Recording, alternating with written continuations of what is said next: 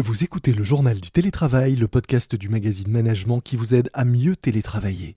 Je suis Lomique Guillot, rédacteur en chef du magazine Management, et aujourd'hui nous allons parler esprit d'équipe à distance. C'est parti. C'est le journal du télétravail.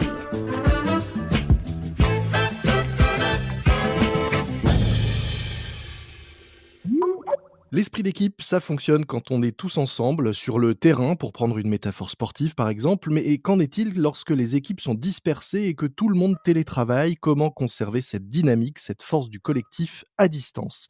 Pour en parler, j'accueille aujourd'hui dans le journal du télétravail, le podcast du magazine Management, Angélique Bordas, la DRH de Isoscale, agence spécialisée dans le marketing de précision. Bonjour. Bonjour. Alors j'ai tenu à vous recevoir parce que depuis la création de votre entité, qui est une filiale du groupe La Poste, le collectif est visiblement très présent dans votre culture interne. Vous avez même, je crois, intégré à l'été 2019 un campus à Montrouge et vos salariés ont sur place inventé une nouvelle manière de travailler tous ensemble de façon très collaborative. Évidemment, depuis la crise et le télétravail sont passés par là. Alors j'aimerais que vous nous racontiez d'abord quelle est cette façon de collaborer que vous avez au sein d'Isoscale et comment vous l'avez adaptée au contexte actuel. Écoutez, oui, vous avez complètement raison. L'objectif, c'est effectivement, depuis que nous avons aménagé au sein de ce campus, de se retrouver un peu comme chez soi, avec de grands espaces où justement la communication permet une certaine fluidité, les échanges, on peut se parler quel que soit le pôle, l'expertise. On n'est pas chacun dans notre bureau. On est un espace où on travaille tous ensemble. Alors vous êtes combien de collaborateurs au sein de l'agence? On est environ 250 à peu près. Et alors, comment est-ce que vous avez réussi à adapter ce mode très ouvert, très fluide au contexte de télétravail que l'on connaît depuis presque 1 an? Tout d'abord, un petit rappel quand même, lors du premier confinement, on avait fait en sorte que tout le monde puisse télétravailler. Et donc, qu'est-ce qu'on a fait?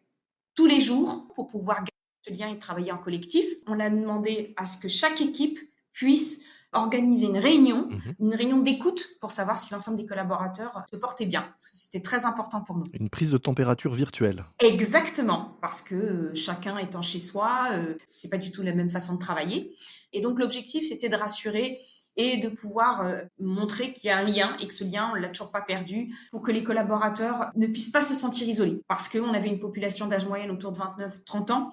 Par conséquent, ils étaient parfois dans des appartements pas forcément grands, pas forcément une vie de famille avec des enfants.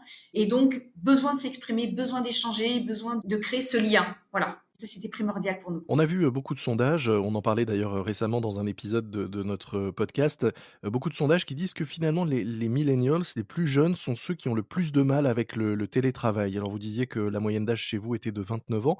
Est-ce que vous avez quand même constaté, au-delà des difficultés d'organisation, d'espace, plus de mal à appréhender le travail collaboratif à distance chez les plus jeunes? Oui, effectivement. Je l'avais identifié en amont. Donc, de ce fait, j'ai voulu mettre en place, pour certains, lorsqu'ils vivent mal l'isolement, c'était de leur proposer de venir sur site, horaire décalé, quitte à leur prendre en charge le taxi pour éviter de prendre les transports si certains le vivaient mal parce qu'ils habitaient loin. Venir même une demi-journée leur permettait d'avoir un second souffle et de plus se sentir isolés en fait. Vous vous êtes rendu compte qu'il y avait un véritable effet positif sur le moral et ensuite sur l'efficacité? Oui, exactement. Et par la suite, alors comment vous avez continué à maintenir ce lien? Parce que vous le rappeliez, votre agence a 2 ans. Vous avez vécu finalement 1 an dans une situation normale et quasiment, 1 an dans une situation totalement, différente, à distance avec, Exactement. des allers-retours entre confinement, déconfinement. C'est ça. Comment ça s'est passé? Alors, on avait créé une réunion avec l'ensemble des managers Mmh. pour qu'eux nous donnent la température, nous identifient si certains collaborateurs se sentaient bien ou pas.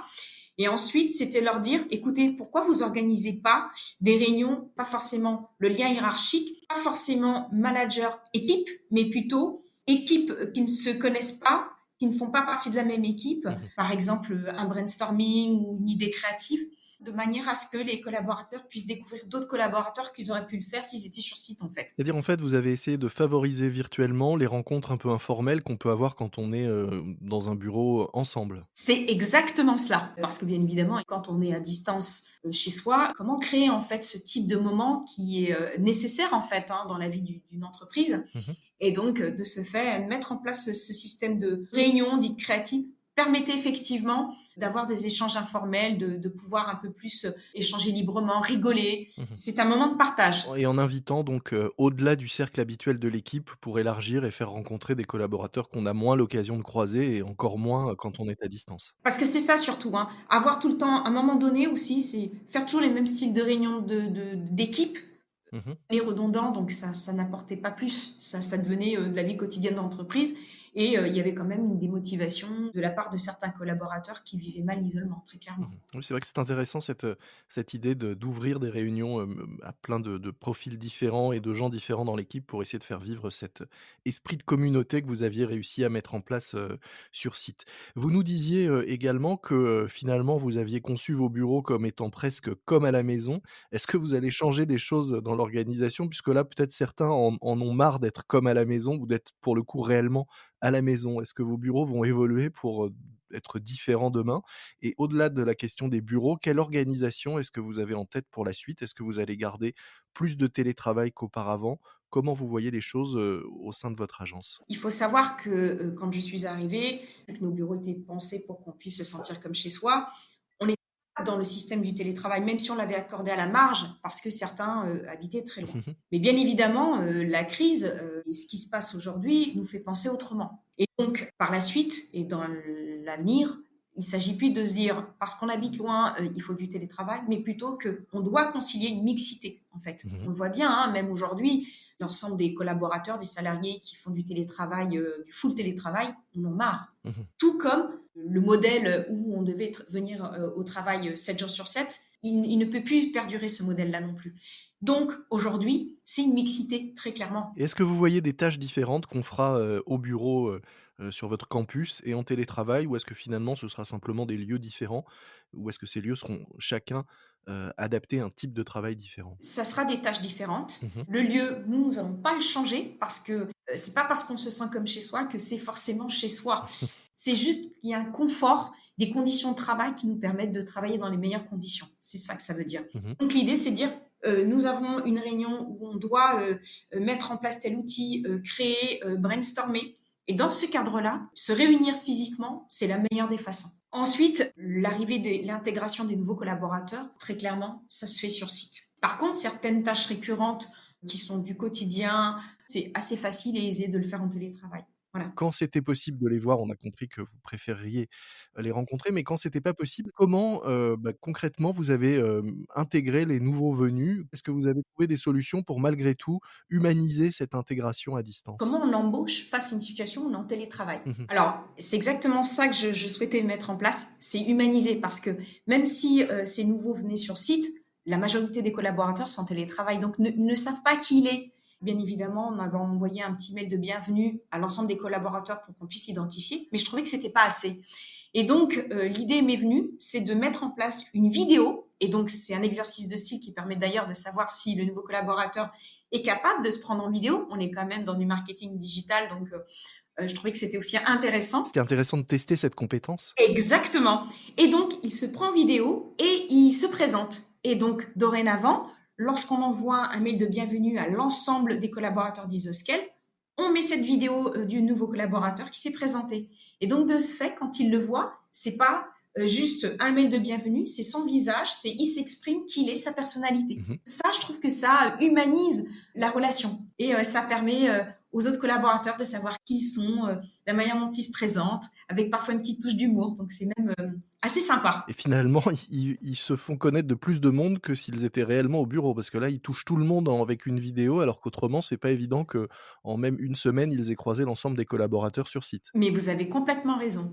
Et pour vous dire, le retour, c'est que suite à ce mail de bienvenue avec la vidéo, les autres collaborateurs réagissent aussitôt. Mmh. On sent qu'il y a aussi un besoin de communiquer, de découvrir l'autre et d'apprendre à le connaître. C'est exactement ça que je souhaite. Alors justement, vous nous disiez que vous aviez continué à recruter. Est-ce que vous continuez aujourd'hui? Et si oui, ça peut être l'occasion de passer, le message. Quel type de poste et de profil, recherchez-vous, encore aujourd'hui? Écoutez, on recherche encore et aujourd'hui des chefs de projet, des directeurs clientèle, des intégrateurs. Voilà, c'est des profils qu'on le recherche et que l'on recrute assez régulièrement. Merci beaucoup. Je rappelle, Angélique Bordas, que vous êtes DRH de Isoscale, une agence spécialisée dans le marketing de précision, filiale du groupe La Poste, et que vous nous parliez donc de cet esprit collectif que vous avez au sein de cette entité, et notamment au sein de votre campus, et que vous avez réussi à préserver malgré le contexte, les confinements et la mise en place d'un télétravail qui, on l'a compris, est parti pour durer de façon sans doute hybride à l'avenir chez vous. Nous mettrons dans les notes de cet épisode un lien vers la présentation d'Isoscale pour ceux qui voudraient en savoir plus, voire postuler à un des nombreux postes que vous proposez. Merci à vous. C'est la fin de notre JT, le journal du télétravail de management, un autre podcast que je vous recommande si vous vous intéressez au management, les grands managers de l'histoire, une série de podcasts qui vous raconte l'histoire de grands hommes et de grandes femmes et qui vous montre surtout de quelle façon ils peuvent être inspirants en matière de leadership, d'innovation ou tout simplement de management. Les grands managers de l'histoire, un podcast du magazine Management à écouter sur l'ensemble des plateformes d'écoute. Moi je vous dis à très vite. D'ici là, soyez prudents, respectez les consignes, les gestes barrières et le couvre-feu. Portez-vous bien et bon télétravail à tous. C'est le journal du télétravail.